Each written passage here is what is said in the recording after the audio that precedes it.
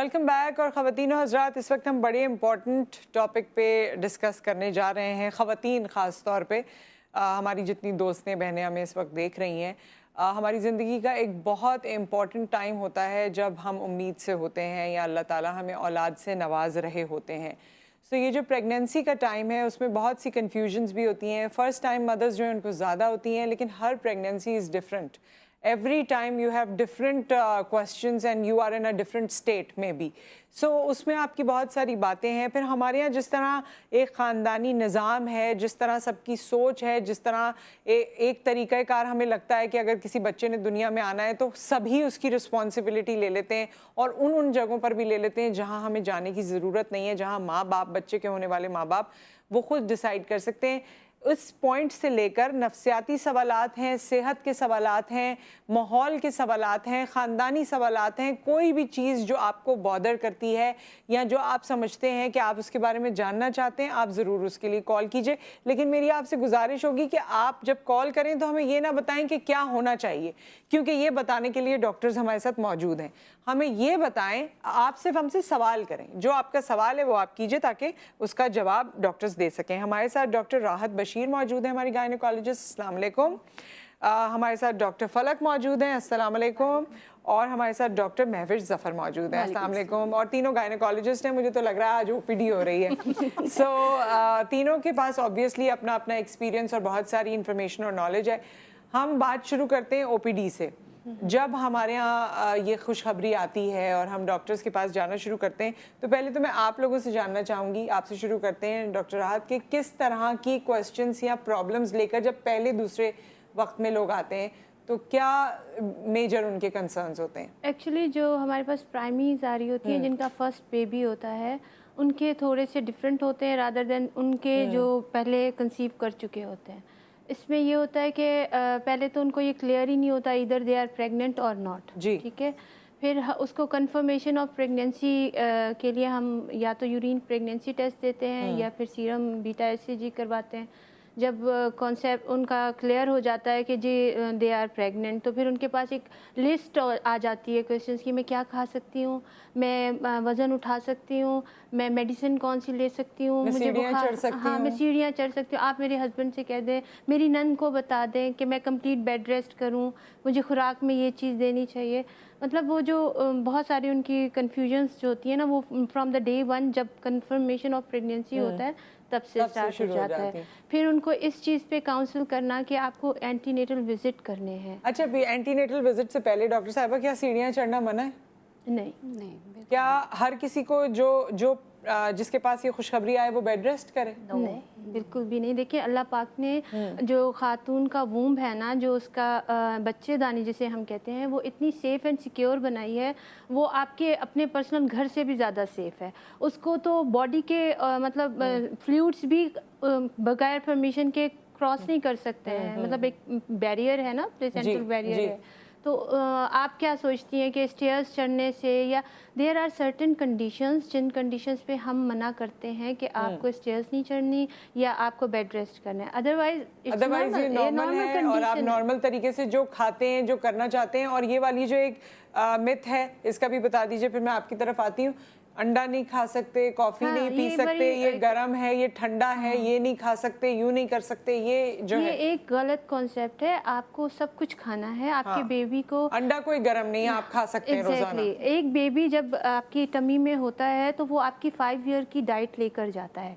तो आपको हर चीज़ खानी है जो आपके बेबी को न्यूट्रिशन प्रोवाइड करे ताकि आपकी वीकनेस कम हो, ठीक है। तो इसमें ये सोचना कि जी अंडा गर्म है, खरबूजा गर्म है, पपीता ऐसा है, तो this is something very bad. अच्छा, ये गूगल पे भी है कि पपीता खाने से you may have the miscarriage, ये गूगल पे भी लिखा हुआ है। This is Indian myth, I think. हाँ जी, इंडियन मिथ। हाँ, और ये लोग जो है इसको डर के खाते नहीं है, नहीं खाते। अगर मिल्क नहीं लेंगे, एग नहीं लेंगे, तो where is the baby going to? अच्छा डॉक्टर फलक, ये बताइए, अभी प्रेगनेंसी शुरू हुई है, 2 महीने गुजरे हैं, खातून को तो हो जाता है कि जी मेरा वेट गेन हो रहा है, मगर उससे ज़्यादा ना उसके हस्बैंड टॉन्ट करना शुरू करते हैं, जो मैंने यूजुअली देखा है। घर वाले बोलना शुरू कर देते हैं, अरे तुम तो अभी से इतनी मोटी होती जा रही हो। सोसाइटी, रिश्तेदार, फ्रेंड्स, पड़ोसी, तो ये actually you need a cushion for the baby as well, Yes. इसको लोग कंसिडर नहीं करते। Actually there is a healthy weight gain in pregnancy, और अगर आपका वो हेल्दी वेट गेन नहीं हो रहा तो this is a problem then. Under weight के लिए डिफरेंट है, नॉर्मल वेट के लिए डिफरेंट है, ओवर वेट के लिए डिफरेंट है। तो let the doctor decide what is best for the women and let her decide instead of कि आप फैमिली फ्रेंड्स और सब लोग इस बात में इंटरफेयर करने लग जाते हैं। और मेरा ये ख्याल है कि if the women is doing good, अगर हीमोग्लोबिन नॉर्मल है, पेशेंट को कोई कंप्लेन नहीं है, उसका वेट गेन नॉर्मल है, तो जस्ट लेट इट बी। अच्छा, वेस्ट में मैंने देखा है कि वो फौरन बोलेंगे इफ यू आर एक्सपेक्टिंग और उनको Yes. नजर आ रहा है that you look so beautiful, you are glowing, And ये the वो patient और feels good हाँ, about और it. हमारे यहाँ Opposite हाय, होता है। तुम्हारी मोटी हो रंगत गई को हो। क्या हो गया, हाँ। देखो Colour, कपड़े भी नहीं especially अच्छे लग मोटी हो रहे। गई। अरे और भाई, ये भी एक मिथ है कि अरे खुदा तुम्हारा के- फेस जो है ना वो उतर गया है, तुम्हारा हाँ। बेटा होगा, हाँ। तुम्हारे हाँ, फेस पे exactly. रौनक आ गई है, तुम्हारी और बेटी होगी। आपकी चाल ऐसी है कि लग रहा है बेटा होगा, और कभी कभी इत्तेफाक और से ये सही हो भी बहुत- जाता है। और पेशेंट कहती है वाह उस बंदे ने बोला था। समटाइम्स इट्स वेरी डिप्रेसिव कि किसी की पहले से जी। अगर 2 बेटियां हैं तो उसको फिर बार बार इस बात पे टॉन्ट पिछले किया जाता दफा है की कि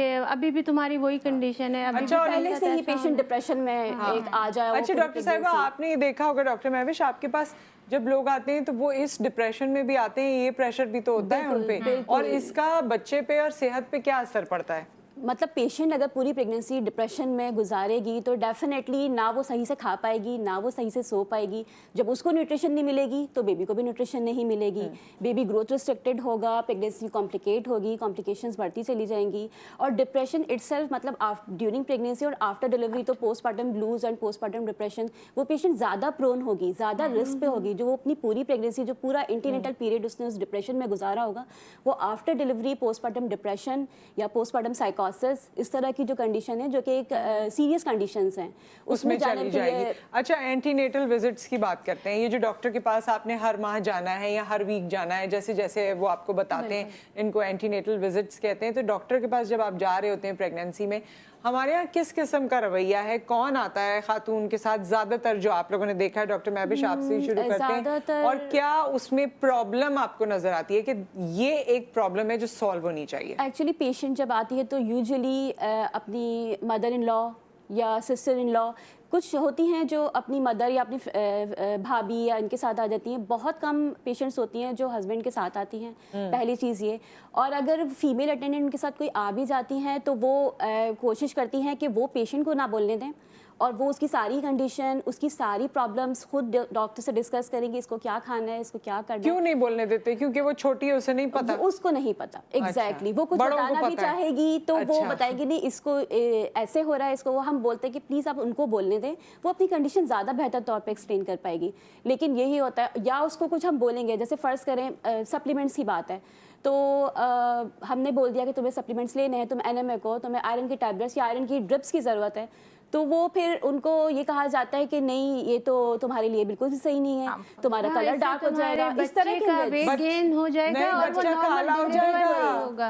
ये बच्चा गेन काला ज्यादा, हो जाएगा, बच्चा ये काला हो बहुत, जाएगा, ये तो strong है। ऐसी इवन Injections- नुसरत ऐसा भी है कि वो कहते हैं कि scans are harmful for the baby. मतलब वो आगे कहते हैं कि आप तो इतने अल्ट्रासाउंड करा रहे हैं, अल्ट्रासाउंड तो हार्मफुल है। Harmful अगर अल्ट्रासाउंड हार्मफुल हो तो डू यू थिंक डॉक्टर आपको एडवाइस करता? Of course we don't advise something that is harmful. ये जो आपने अल्ट्रासाउंड की अब बात कर रही है, 6-7 वीक्स पे अल्ट्रासाउंड, 20 वीक्स पे अल्ट्रासाउंड, 8 मंथ्स पे ultrasound, 36 weeks I think, if needed, yes. if needed, 32 Yes, 36 weeks पे. So all the, why these ultrasounds are necessary? Why do you ask the patient कि आप ये अल्ट्रासाउंड कराएं? वो कहते हैं तो पैसे बनाने होते हैं, ऐसे ही देखो सब कुछ सही जा रहा था, हाँ। कोई मसला ही नहीं था, हम तो सही चल रहे हैं, कह रहे So हैं कि अल्ट्रासाउंड basically, कराओ। नुसरत जो फर्स्ट 10 वीक्स में हम अल्ट्रासाउंड करते हैं उससे हम डेट्स कैलकुलेट करते हैं कि कब इनको डिलीवर होना है, व्हाट इज द वीक्स, कितने मंथ्स की प्रेगनेंसी है, और बेबी की heart beat, it's a well being. 20 weeks पे हम देखते हैं बेबी में कोई एबनॉर्मेलिटीज तो नहीं है, स्पेशली जो स्ट्रक्चरल एबनॉर्मेलिटीज होती है, एनॉमली हाथ, स्कैन, पैर, सब exactly cheese. Everything is fine. और फिर जो हम 36 वीक्स पे करते हैं, ग्रोथ देखते हैं, कभी कभी हम प्रेजेंटेशन देखते हैं कि बेबी का हेड डाउन है या बॉटम डाउन है, तो दीज आर अनलेस इंडिकेटेड, कभी कभी हमें एक्स्ट्रा स्कैन्स की जरूरत पड़ती है, but usually in a straight forward pregnancy 2 या 3 2 to 3 Yes. Exactly sufficient. Usually हम 3 ही करवाते हैं। कंफर्मेशन और कार्डियक एक्टिविटी कंफर्म करने के लिए। उसके बाद फिर एनॉमली स्कैन होता है जिसमें हमें 20 weeks नॉर्मेलिटी का पता चलता है। फिर हमें लास्ट में करवाना पड़ता है कि प्रेजेंटेशन क्या है, बच्चा सीधा है, उल्टा है या ट्रांसवर्स है, ताकि हम डिसाइड कर सकें इधर she is going to wait for the normal delivery या फिर उसको सिजेरियन के लिए हमें प्रिपेयर करना पड़ेगा। अच्छा डॉक्टर साहबा, ये जो हार्ट बीट आप चेक करते हैं 6-7 वीक्स में या जिस तरह भी, सो कुछ लोगों की उस वक्त हार्ट बीट नहीं आई होती, तो उनको बाकी लोग सजेस्ट करते हैं कि 2 और वीक वेट करो, इतने दिन और वेट करो। जनरली क्या परसेप्शन है, मेडिकल साइंस के तहत कितना और वेट करना चाहिए? क्योंकि कभी कभी फिर ये मिस्ड अबॉर्शन होता है और फिर उसके बाद आप क्रिटिकल कंडीशन में भी चले जाते हैं। एक्चुअली जब हम स्कैन करवाते हैं ना, तो हमारे पास ±2 वीक्स होते हैं, ठीक है। इट्स नॉट कंफर्म्ड कि अगर मेरे पास 7 वीक्स की प्रेगनेंसी आई है तो वो 7 वीक ही होगा, लेकिन हम प्लस मेंशन कर देते हैं कि आगे पीछे 2 हफ्ता हो सकता है। तो वो जो प्लस माइनस का डाउट होता है उसको क्लियर करने के लिए हम पेशेंट को 2 वीक्स का टाइम देते हैं कि आप इसको वेट कर लो। अगर कार्डियक एक्टिविटी, क्योंकि समटाइम्स डिले हो जाती है, कोई हार्मोनल इफेक्ट्स होते हैं, न्यूट्रिशनल इफेक्ट्स होते हैं, उसकी वजह से हो जाता है इस तरह से।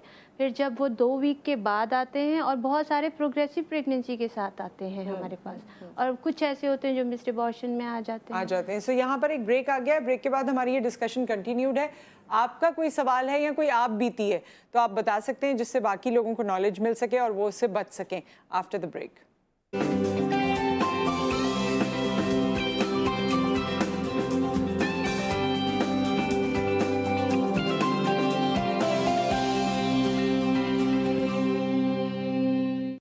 वेलकम बैक ख़वातीन और हज़रात, और इस वक्त हम बात कर रहे हैं ज़िंदगी के एक बहुत इंपॉर्टेंट फेज़ प्रेगनेंसी के हवाले से, और उससे पहले, उसके बाद, उस दौरान कोई भी आपका कंसेप्शन है, कोई भी बात है, कोई भी सवाल है, आप हमें कॉल भी कर सकते हैं। हमारे साथ डॉक्टर राहत मौजूद हैं, डॉक्टर फलक मौजूद हैं और डॉक्टर महविश मौजूद हैं। अच्छा डॉक्टर राहत, ये बताएं कि आप लोग जानबूझ के सिजेरियन क्यों कर देते हैं? नॉर्मल केस हो रहा होता है, आप लोग जानबूझ के ऑपरेशन क्यों कर देते हैं? Basically Nusrat, sometimes it is needed. कभी कभी हमें वाकई ज़रूरत पड़ती है।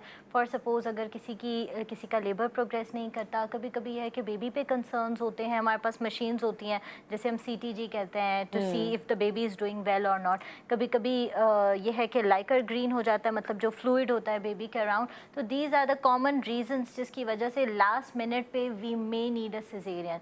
लेकिन यह है कि जिसमें आप मतलब आपकी कोशिश ये होती है माँ बच्चे दोनों को बचाया जाए। बिल्कुल, हम अपनी तरफ से पूरी कोशिश करते हैं, but there can be situations जिसमें हमें इमरजेंसी में सिजेरियन करना पड़ता है। तो मैं अपने ख़वातीन को मैसेज देना चाहूँगी कि ऐसा नहीं है कि डॉक्टर्स जो हैं वो अपनी मर्जी से या अपनी प्रेफरेंस से सिजेरियन पे जाते हैं, किसी इंटरेस्ट के तहत यस, अपने किसी पर्सनल इंटरेस्ट के लिए। बेसिकली हम भी एक इंसान है, ह्यूमन है, तो हमें भी इंसान का एहसास होता है। तो बेसिकली कभी कभी इट्स नीडेड। तो ये समझने की ज़रूरत है हम सबको कि कभी कभी अगर ज़रूरी हो, कभी मदर की हेल्थ के लिए या कभी बेबी के वेलबींग के लिए हमें करना तो पड़ता है। वो उस वक्त का डिस्क्रेशन है, अदरवाइज आप नहीं करेंगे तो मसला होगा। अच्छा ये बताइए कि क्या बाकी वैसे शायद बहुत से लोगों को ये अजीब सा सवाल लगे, लेकिन ये मैं करना चाहती हूँ क्योंकि माशाल्लाह पाकिस्तान में इतने बच्चे पैदा होते हैं कि हमें ये लगता नहीं है कि this is a big deal. लेकिन is it a big deal when you are in labour, when you are in the OT? माँ और बच्चे दोनों की जान को वाकई खतरा होता है या ये एक मिथ है? 110% खतरा होता है। देखिए, एक जिस्म है जो एक्सपोज हो चुका है, खुल चुका है, अंडर एनेस्थीसिया है, और फिर खुद गॉड फॉरबिड अगर उसको एक्सेसिव ब्लीडिंग हो जाती है, या फिर बच्चा आउट होने में थोड़ा टाइम लेता है और इनहेल कर लेता है मदर का लाइकर, या मदर का लाइकर ब्लड में मिल जाता है, तो वो लाइफ थ्रेटनिंग। कभी कभी ब्लीडिंग एक्सेसिव हो सकती है ड्यूरिंग सर्जरी, आफ्टर डिलीवरी या ड्यूरिंग नॉर्मल डिलीवरी भी कभी कभी एक्सेसिव ब्लीडिंग हो सकती है। मदर के लिए तो रिस्क है ही है, बट बेबी के लिए भी इट्स रिस्की। मतलब बेबी लेबर पेन्स को कितना टॉलरेट करता है। काफ़ी दफ़ा बेबीज़ नहीं टॉलरेट कर पाते। अच्छा। There are several reasons for that. मतलब उनकी Okay. सीटीजीज खराब होना शुरू हो जाती है, बेबी की हार्ट बीट ड्रॉप होना शुरू हो जाती है। सम टाइम लोग मतलब Fluid. बजिद होते हैं कि हमें नॉर्मल ही कराना है। हम उनको यही समझाते हैं नॉर्मल का मतलब ये है कि मदर और बेबी दोनों सेफ रहें। और आप चाहते हैं कि नॉर्मल डिलीवर करा लें और बेबी हम आपको खराब करके दें, या खुदा ना अब खास्ता नॉर्मलिटीज भी तो हो जाती हैं और बच्चे काफी में। दफा बिल्कुल, नुसरत वो बिल्कुल। डिलीवरी के टाइम पे पिक नहीं होता, लेटर ऑन हाइपॉक्सिक हो बेबी जाता है, सेरेब्रल हाइपॉक्सिक हो जाता है, तो सीटी चाइल्ड करके प्रेजेंट कर सकता है बेबी। और दूसरी इस तरह बात ये present कर कि ये मुझे बहुत दुख के साथ कहना पड़ रहा है कि इंटीरियर साइड पे मैं काम कर आई हूँ। वहाँ पे कॉन्सेप्ट ये है कि हम लोग हमें बस आप नॉर्मल करवा दें, अल्लाह पाक और बच्चा दे देगा। बच्चा हमारी किस्मत का है, बच्चा बचे ना बचे नहीं it's okay। मतलब मैंने ये खुद लिटरली सुना है कि मैं जब गई हूँ काउंसलिंग के लिए। इस बात को कंटिन्यू करते हैं। कॉलर हमारे साथ हैं। अस्सलाम वालेकुम। वालेकुम अस्सलाम। जी, थोड़ा सा ऊंचा बोलना होगा आपको। कौन है, कहाँ से बात कर रही है, क्या सवाल है? मैं मुल्तान से बोल रही हूँ, नाजिया। जी, और मुझे ना जी। अपनी बेटी के लिए सवाल करना है। जी कीजिए। मेरी बेटी को ना प्रेगनेंसी हुई और 7 मंथ हुए थे, और उसका बेबी जो है ना, उसके हाथ जो है ना वो सीधे हाथ की बजाय उल्टे हाथ की बजाय ना सीधे पे था, और 2 हिस्से बने हुए थे उसके। और उसके बाद जो ना हमने उसका अबॉर्शन करवाया, वो नॉर्मल नहीं था, नॉर्मल था। उसके बाद दोबारा उसको प्रेगनेंसी नहीं हुई, तो इस वजह से मैंने इसके लिए सवाल करना था। कितना टाइम हो गया? ये वाकया कब हुआ था और अब कितना टाइम हो गया? ये नवंबर में हुआ था। पिछले साल? हाँ जी। अच्छा ठीक है। आप लोग कोई सवाल करना चाहते हैं या ऑन एयर जवाब देंगे? नहीं एक्चुअली क्या है, ऑन एयर जवाब देते हैं, आप टीवी से सुन लीजिए। एक्चुअली क्या है, जो सिनेरियो ये बता रही है ना, वो है इनका जो फिजियोलॉजिकली एनॉमली है कि आपके हाथ, वो कह रही हैं कि वो राइट वाला भी लेफ्ट साइड पे ही डेवलप हुआ है। हाँ, क्रोमोसोमल इसी तरह एबनॉर्मलिटी है ये। Exactly. ठीक है, तो ये तो म्यूटेशन की वजह से होता है समटाइम्स। तो इसमें इसका कोई ट्रीटमेंट नहीं है। इसका ट्रीटमेंट होता इसमें नहीं, वो ये कह रही हैं कि वो हुआ, फिर बाद उसका pregnancy उसके बाद नहीं हुई। प्रेगनेंसी नहीं हुई है। ये नवंबर की बात है तो लास्ट। मैं नुसरत यहाँ पे कहना चाहूंगी कि इट्स लेस देन 1 ईयर, हाँ, अभी एक साल ही नहीं हुआ है। Exactly. एंड यूजुअली अच्छी बात है कि शी ऑलरेडी हैज 3 किड्स। तो लेकिन ये कर सकते हैं कि अगर कंसर्न्स हैं तो वी डू हैव इन्वेस्टिगेशंस, जिससे हम चेक कर सकते हैं अगर कोई प्रॉब्लम हो रही है। हार्मोनल टेस्ट होते हैं, हस्बैंड के टेस्ट होते हैं। तो आई वुड सजेस्ट, यहाँ पे हमारी कॉलर को मैं सजेस्ट करना चाहूँगी, you can visit a doctor and वो हो सकता है Work कुछ up to टेस्ट कराए। Yes, and it's less than a year, तो थोड़ा वेट भी कर सकते 18 हैं। मंथ्स तो वैसे ही कहते हैं कि हाँ अगर जी। 18 मंथ से लेस है तो आप exactly. इसको सब फर्टिलिटी तो लेबल नहीं कर सकते, लेबल नहीं कर सकते। और पहले आप बच्चे उतना भी टाइम हैं। दें नेचुरली कंसेप्शन। मेरा ख्याल है 1 ईयर तक एटलीस्ट वेट कर 8 सकते वीक्स हैं। का तो रेस्ट पीरियड होना चाहिए ना, बिकॉज 7 मंथ का बच्चा आपका जो है वो एक process से आप miscarriage के गुजरे through हैं। आपने उसको अबॉर्ट करवाया है, तो आपको रेस्ट चाहिए, आपकी बॉडी को रेस्ट चाहिए। तो ये तो एक नॉर्मल एक बात है, और ये अच्छी बात है कि अगर ये गैप आया है। अगर वो अर्ली कंसीव करना चाहती हैं तो फिर उनको ज़रूर किसी अच्छी गायनेकोलॉजिस्ट को दिखाना चाहिए, रूल आउट करवा लें अपने हार्मोन। अच्छा ये बताएं, ये अच्छी गायनेकोलॉजिस्ट, डॉक्टर महविश आपसे शुरू करते हैं। ये जो अच्छी गायनेकोलॉजिस्ट है, एक तो अच्छी गायनेकोलॉजिस्ट की क्या डेफिनेशन है, और मुझे ये बताएं, मैं लोगों की तरफ से भी सवाल करना चाहती हूँ। लोग कहते हैं कि कुछ बहुत बड़े बड़े नाम हैं गायनेकोलॉजिस्ट के, आप लोग मुझसे ज़्यादा जानते होंगे, और वो आप उनसे बस अपॉइंटमेंट ही लेते हैं और वो हाँ हूँ करती हैं, क्योंकि सारा काम उनकी असिस्टेंट डॉक्टर कर रही होती हैं। वो आपसे बात करने के लिए भी वक्त नहीं निकालती। अक्सर ख़वातीन को मैंने कहते सुना है कि बहुत गुस्से वाली हैं डॉक्टर साहिबा ना, तो मैं ज़्यादा सवाल नहीं कर सकती। तो क्या डॉक्टर को या गायनेकोलॉजिस्ट को ऐसा होना चाहिए? नहीं, बिल्कुल भी नहीं। अच्छी गायनेकोलॉजिस्ट की डेफिनेशन ही यही है कि वो क्योंकि प्रेगनेंसी एक ऐसी स्टेट है जिसमें फिजिकल और इमोशनल दोनों तरह से पेशेंट को सपोर्ट चाहिए होती है, दोनों तरह से। तो अगर डॉक्टर गुस्से वाली है, इसकी बात नहीं सुन रही है, तो वो बिल्कुल भी अच्छी गायनेकोलॉजिस्ट तो नहीं है। पेशेंट को सुनना, उसकी प्रॉब्लम को उसके साथ इमोशनली जो है अटैच होना, ये अच्छी गायनेकोलॉजिस्ट। साथ में उसकी स्किल्स, गायनेकोलॉजिस्ट के क्या स्किल्स। हमारे यहाँ अगर अच्छी गायनेकोलॉजिस्ट उसको कह रहे हैं जो सिर्फ नॉर्मल डिलीवरी करवा दे, सीजर ना करती, तो ये भी गलत है कि अगर वो कॉम्प्रोमाइज करके बेबी को सिर्फ आपको नॉर्मल डिलीवरी करवा के दे रही, इसलिए वो अच्छी गायनेकोलॉजिस्ट है, तो वो भी एक अच्छी गायनेकोलॉजिस्ट नहीं है। यहाँ मैं एक पॉइंट एक कॉलर है, कॉलर की बात। अस्सलाम वालेकुम। और कॉल ड्रॉप हो गई जी। मैं यहाँ पे एक पॉइंट, आप नहीं आप कंटिन्यू। एक पॉइंट ऐड करूँगी कि बहुत सारे इंटीरियर साइट्स पर भी और even in with in Karachi city में भी गायनाकोलॉजिस्ट तो बहुत बाद में आती हैं, जो नॉर्मल रूटीन की LHVs हैं, मिडवाइफ्स हैं, CMWs हैं, उन्होंने अपनी क्लिनिक्स खोल के और वो गायनाकोलॉजिस्ट बन के बैठी हुई हैं।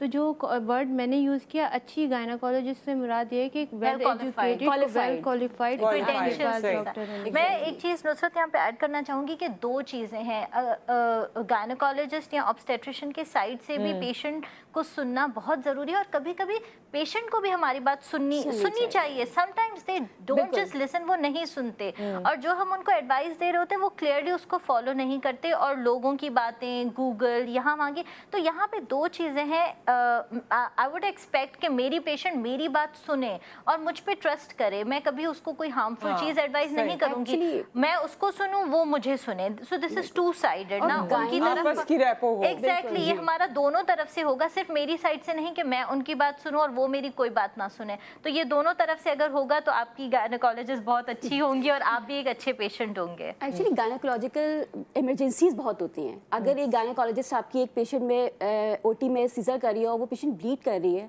और वो OPD 1 घंटा लेट आती है, तो वो डेफिनेटली पेशेंट को सेव कर रही है। तो ये चीज़ पेशेंट्स और अटेंडेंट्स को समझना चाहिए।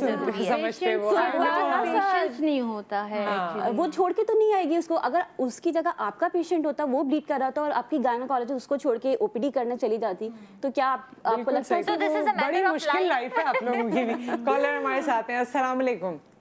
वालेकुम सलाम जी, मैं पेशावर से साइमा बात कर रही हूँ। जी हेलो, हाँ जी, मैंने आपको बताना था कि 1.5 माह की प्रेगनेंसी। जी साइमा, थोड़ा सा ऊंचा बोलना है आपने। अच्छा, 1 मिनट, मैं कह रही हूँ। हेलो, हाँ हाँ, आवाज आ रही है। आवाज़ आ रही है? अच्छा, मेरा एक सवाल था कि एक 1.5 माह की प्रेगनेंसी थी, तो उसके बाद ये हुआ कि वो अचानक मतलब ख़त्म हो गई ना जी। और उसके बाद ये था कि ब्लीडिंग का सिलसिला जारी हो गया और वो भी 1.5 माह तक रहा, यानी इस तरह के कुछ दिन तो मुझे सही रेगुलर जिस तरह आते हैं उस तरह है। उसके बाद ये था कि स्पॉट वगैरह का सिलसिला वो जारी रहा 1.5 माह तक, और मैंने किसी गायनेकोलॉजिस्ट के पास नहीं चेक करवाया। और अभी ये है कि मेरा पेट बहुत फूल रहा है, जिस्म पे भी इफेक्ट हो रहा है, लेकिन पेट बहुत ज्यादा। और उससे पहले मेरे तो आप डॉक्टर के पास क्यों नहीं गई? बस जिस एरिया में हूँ वहाँ पे कोई इस तरह का मुस्तनद डॉक्टर नहीं है गायनी वाली जिनके पास मैं जा सकूँ। तो घर में ये सारा सिलसिला हो गया, तो अभी सवाल करना था कि ये क्यों जिसम इस तरह फूल रहा है या ये क्यों हो रहा है। मैं यहाँ पे ठीक है, ऑन एयर आप ना टीवी से सुनिए साइमा, ताकि आपको सही से तमाम डॉक्टर्स बता दें। मैं पूछना चाहती हूँ, नियर बाय कोई लेबोरेटरी है अच्छी? नहीं, अब तो कोई कॉल पर नहीं है हमारे पास, लेकिन आपने बात सुन ली थी उनकी? मैंने सुन ली थी। मिसकैरेज के बाद स्पॉटिंग हो रही है, तो मैं ये कहना नहीं, चाहूंगी मिसकैरेज के बाद she is having that time, और वो उसमें भी 1.5 महीना हो चुका है। अब क्योंकि स्वेलिंग हो रही है, अब पेट पे स्वेलिंग हो रही मैं है। यहाँ पे ये कहना चाहूँगी नुसरत कि एक ब्लड टेस्ट होता है सीरम बीटा HCG, वो कराएं। देयर कैन बी बहुत सारी पॉसिबिलिटीज़ हैं। मगर जब इनके साथ ये प्रॉब्लम हुआ तो इनको तो डॉक्टर के पास जाना था ना। वो तो इनका अल्ट्रासाउंड करती, वो देखती कि इनको DNA की कोई ज़रूरत है या नहीं। एग्जैक्टली, अगर प्रॉपरली MVA या DNE नहीं हुई है तो कोई भी कोई मोलर प्रेगनेंसी भी हो सकती है, मोलार हो सकता है, एक टॉपिक हो सकती है, कुछ भी हो सकता है। और अब ये अपनी बॉडी पे स्वेलिंग, फेस पे स्वेलिंग, तो ये एनीमिक होने का एक साइन भी हो सकता है। साइमा, आपको ना इसमें अपना स्टैंड लेना पड़ेगा। अगर कोई करीब में डॉक्टर नहीं है, थोड़ा दूर जाना पड़े, लेकिन ये आपकी सेहत की बात है और ये बहुत इम्पोर्टेंट है। आपको डॉक्टर के पास ही जाना पड़ेगा और उनको ये बताना होगा। वो ब्लड टेस्ट कराती हैं, अल्ट्रासाउंड कराती हैं, जिस तरह डॉक्टर्स आपको यहाँ बता रही हैं, मगर उसके लिए ये लोग वहाँ मौजूद नहीं है। आप पेशावर से कॉल करेंगे, वरना हम जरूर आपके पास, क्योंकि फ्री इलाज भी होता है, तो हम भिजवा सकते थे। सो पेशावर में आपको किसी को ढूंढना पड़ेगा, but this is about your life and about your health. तो प्लीज आप अपना डॉक्टर के पास जरूर जाएं। एक ब्रेक यहाँ पर आ गया, ब्रेक के बाद हम हाजिर होते हैं।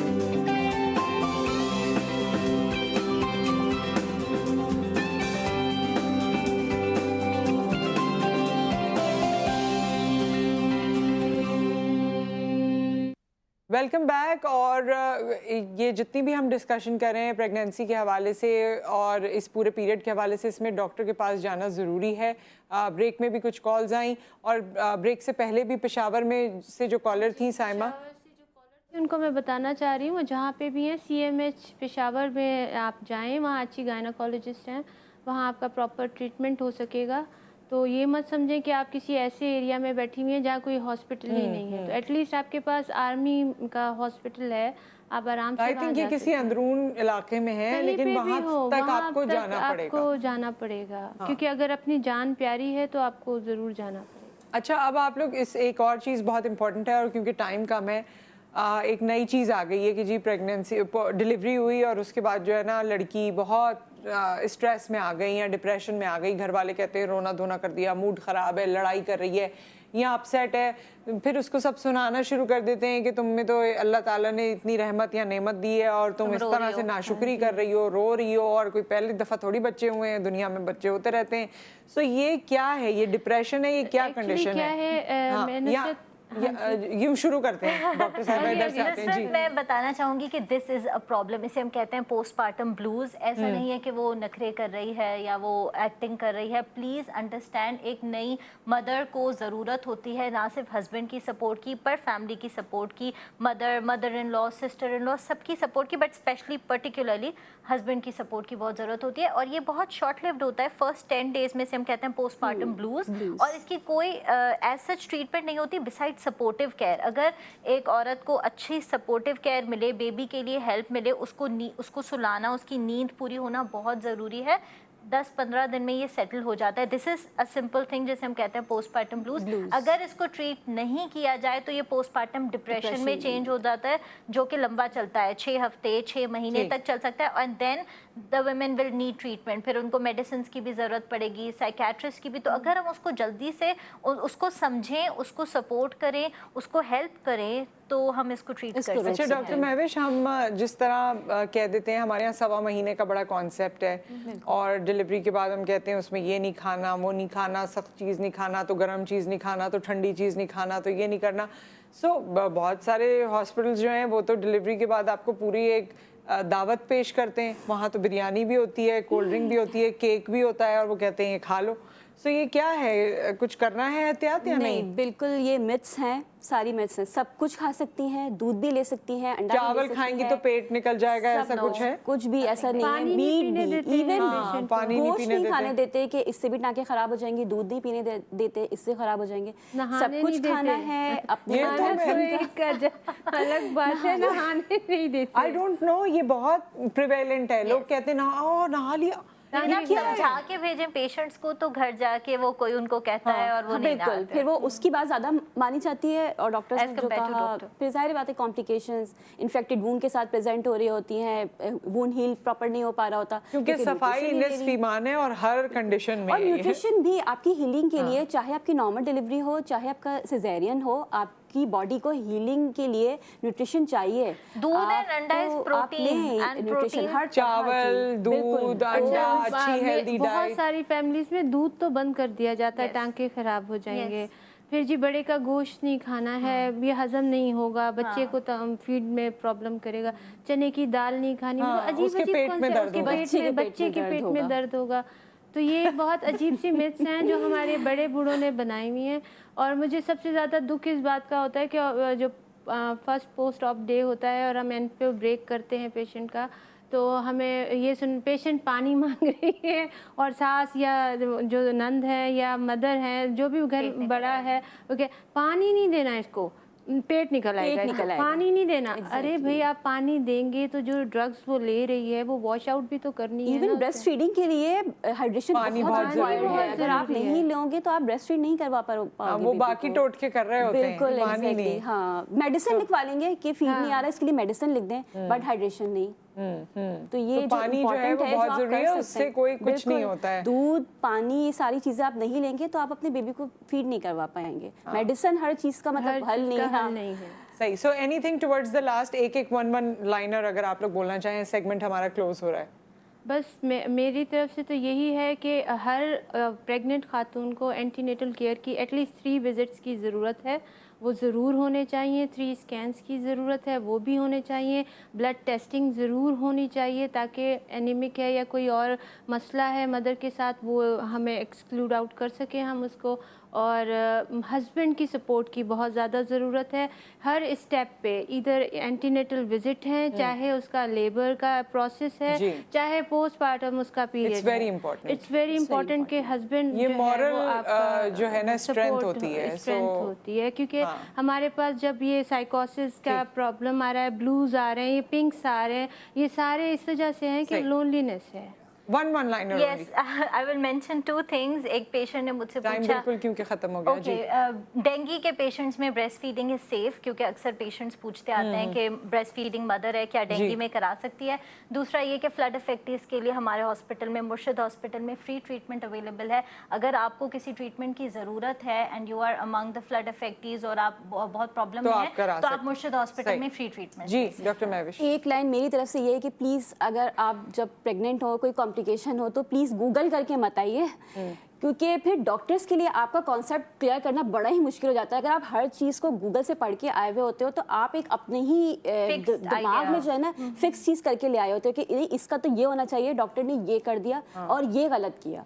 ठीक है, तो आप जो है वो डॉक्टर से कंसल्ट करें। अगर बहुत ही पढ़ने का शौक है तो वो किताब पढ़ लें, बता दो what to expect when you are expecting, वो सही किताब है। सो वो आप पढ़ लें, गूगल ना करें। और बाकी ये है कि ये सब चीज़ें मिथ हैं और मेरे भी बच्चे, मैंने ये मिथ्स इनमें से कोई भी फॉलो नहीं की, कभी भी फॉलो नहीं की। सो आप चाहें तो आप भी इनको फॉलो ना कीजिए। अपना ख्याल रखिए, दुआ में याद रखिए, अपना ख्याल रखिए प्लीज़। जितनी ख़वातीन ने हमें कॉल किया, डॉक्टर के पास ज़रूर जाइए। फिर मुलाकात करेंगे। अल्लाह हाफ़िज़।